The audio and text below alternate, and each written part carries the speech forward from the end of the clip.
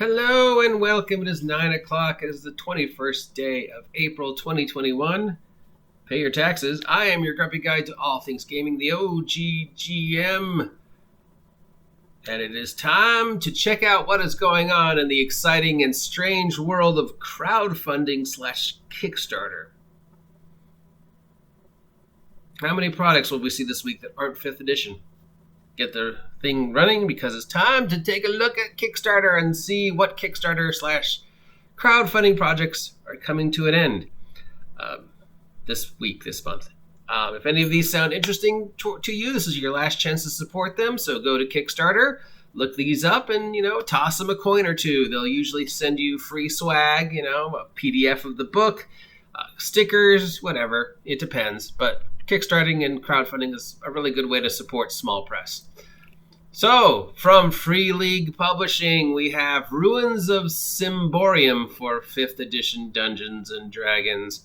So this is the Symborium role-playing game being converted to 5th edition Dungeons & Dragons. So it looks like Free League is beginning its descent into madness by jumping on the 5th edition bandwagon, I guess, to make their stuff more selling in America, because the company has made $23 million from kickstarting their stuff.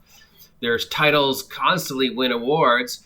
I can't understand why they would want to actually step down, other than they want to become more recognized here in America. We know I'm a huge fan of Free League. I love Tales from the Loop. I like Aliens. I'm enjoying reading whatever it's called. Forbidden Lands. Not a fan of Mutant Year Zero. I like the idea, but I know it feels too much like just Gamma World. And I know there's a book that also does normal humans and robots, so I may have to look for the normal human one, because maybe I want to run a Mad Max post-apocalypse. And Mutant Year Zero is just Gamma World. So Symborium is a role-playing game about a haunted forest and sort of twisted, grim fairy tale type role playing, I guess. Now they're converting it to 5e. It was fine the way it is, guys. Why do this? All right, another crowdfunding project that is coming to an end for Troikia. This is Academies of the Arcane.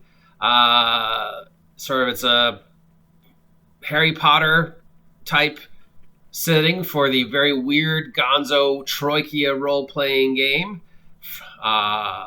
Troikia is hard to describe. It's one of those things you have to see. It's very gonzo, very weird, very airtight garage, Jerry Cornelius, heavy metal, early heavy metal, bizarre, wonderful, strange game. And so this is a source book for Troikia about a magic school. Okay, from Inkwell Ideas, we have RPG Side Quest deck. I was just talking about these. So these are system neutral decks. One side has a list of the adventure. The other side has a picture of the adventure. They have one for pulp adventures, frontier towns, town quests, monster quests. These will have quick quest ideas, fantasy focus on 50-ish poker-sized cards, various types of adventures to have, stuff like that. Looks like one. One of them is literally called the Loot Tunnels. So that's just brilliant. Skip the middleman. The dungeon is called the Loot Tunnels. I might have to use that. Plus, thumbs up for just blatantly going and calling one of your adventures on the cards the Loot Tunnels. So yeah, I totally want to play that. All right, check it out. From Escape Plan Games for Dungeons & Dragons 5th edition, we have Tavern Tales. Need a circus-themed tavern in your 5e campaign? One of 12 NPC regulars, blah, blah. Oh, God, another tavern book. There wasn't like one of the biggest Kickstarters of this earlier this year, a tavern book, and now here's another tavern book. Do we really need that many books detailing bars for D&D? You want to know what a fantasy bar would look like?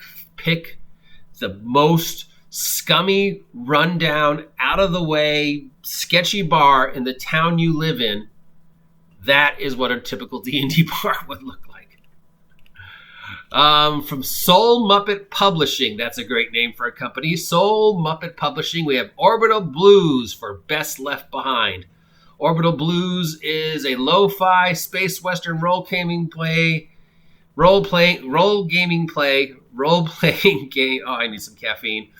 So if you want to do a Cowboy Bebop Firefly type setting, this is a space western using the Orbital Blues Best Left Buried system.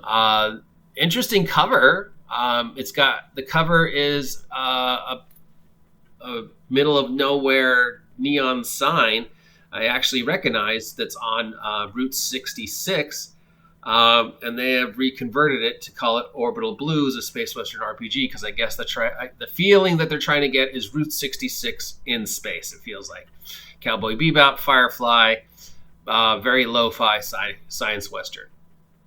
It gets my vote just for the cover, just because of my love of Route 66 and that, retro 60s kitsch. Okay, for Wide Path Games, we have Adventure Builder.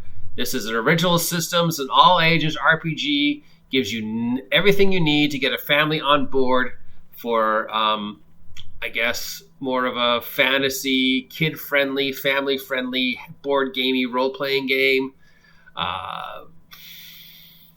It comes with a handbook, equipment shop, character sheets, maps of the world, tokens, encounter creatures. So it's sort of a role-playing board game, mesh-mash kind of thing, family-oriented, so the parents could play D&D with the kid kind of thing.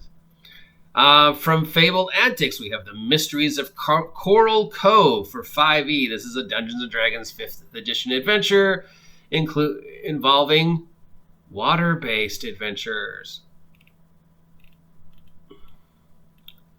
From Wendigo Workshop, we have a Kickstarter for something called Archelon Chronicles, a science fantasy tabletop RPG. A 600 pages French or English RPG brings you a world of recently discovered alien technology, capulating them forward centuries and opening large, diverse worlds of exploration. It's science fantasy, so, tech magic, space elves, Shadowrun, that kind of stuff. From Twisted Image, we have The Bleakness, a survival horror role-playing game where you travel along a dark and horrible ancient road. The road that leads north towards enlightenment, but the journey is deadly. So this is a survival horror traveling role-playing game. It's not 5th edition. It's its own system. Bannerlord / Oregon Trail meets survival horror, I guess. Could be fun. And from Dynamite Entertainment for the Pathfinder 2nd edition, it's a 40-page comic book focusing on goblins, because they haven't done enough comic books about goblins for Pathfinder. So this is Dynamite's attempt to do a goblin-centric comic book, and they're looking for funding. So if you want to help out a comic book that is about goblins in the Pathfinder universe, kickstart this. And that is it for Kickstarters this week. No, it's not, because the Aurobus Kickstarter is also launching and coming to an end this week. And this is the D&D setting that the developers of Warcraft and Diablo created. So that looks interesting. And that's about it. So if any of those topics look like something you want to support, check them out. Go to your friendly local game store, that's Cess Games Anime here in Ventura, and ask them to look into this product for you and help you invest in them. Kickstarting is definitely a way for small press companies to get their product out there. I would just like to see less product trying to hang on to the, jump on the 5th edition bandwagon. Obviously, 5th edition with the SRD is the new OGL. Everybody's trying to jump on that, but let's face it, some things just don't work as D20 D&D based games. Like D20 superheroes, where class superheroes Yeah, that just doesn't work. Mutants and Masterminds didn't work until they completely changed it. Yeah, so just, some things just don't work in the D20 5th edition engine. So use Savage Worlds, or, make your own. At least that's my personal opinion, and I'm an idiot. If you appreciate my idiocy, please comment down below. Please like this video. Please share this video. Please subscribe to the OGGM Adventures and help me hit 500 subs by August 4th. Check out my product on the DMs Guild, and they'll have a new one coming up pretty soon. Until then, enjoy the rest of your day. Stay safe. I gotta go check my laundry. Get off my lawn.